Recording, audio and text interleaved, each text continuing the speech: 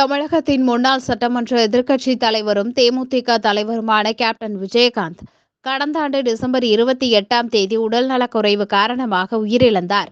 அவரது முதலாம் ஆண்டு குருபூஜையொட்டி நாகை மேலக்கோட்டை வாசலில் இருந்து நாகை அவுரித்திடல் வரை நினைவு அமைதி ஊர்வலம் நடைபெற்றது. மாவட்ட கழக செயலாளர் பிரபாகரன், தொழிற்சங்க பேரவை சட்டத்துறை ஆலோசகர் வைரவநாதன் ஆகியோர் தலைமையில் நடைபெற்ற ஊர்வலத்தில் ஏராளமான ரசிகர்கள், பொதுமக்கள், நிர்வாகிகள் உள்ளிட்ட பலர் கலந்து கொண்டனர். தொடர்ந்து குருபூஜையில் பங்கேற்ற பொதுமக்களுக்கு அன்னதானம் வழங்கப்பட்டது.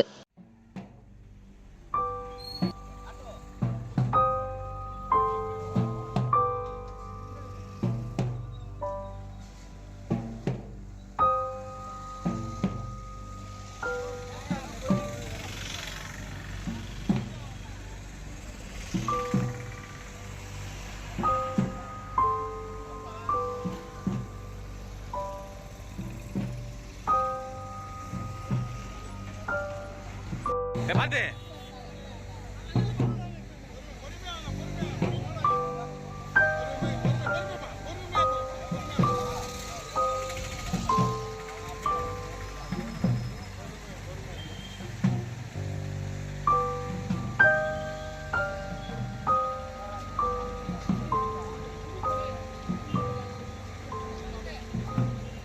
பாப்பா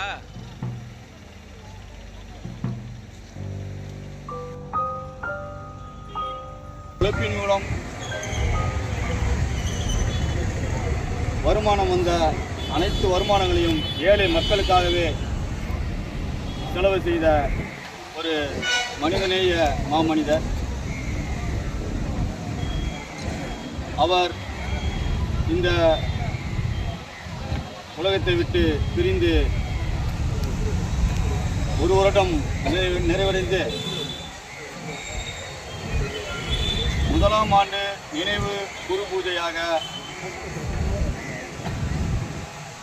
தேசிய முற்போக்கு திராவிட கழக தொண்டர்கள் மட்டும் அல்லாமல் உலகமெங்கும் உள்ள தமிழக நெஞ்சங்களிலே குடிக்கொண்டது மட்டும் அல்லாமல் எல்லாம் நமது கேப்டனின் பெயர் இருந்து கொண்டே இருக்கும். அப்பேற்பட்ட மா மேதையின் இந்த முதலாம் ஆண்டு நினைவு குரு பூஜையை கேப்டனுக்காக 2 நிமிட மௌன அஞ்சலி செலுத்துமாறு கேட்டுக்கொள்கிறேன்.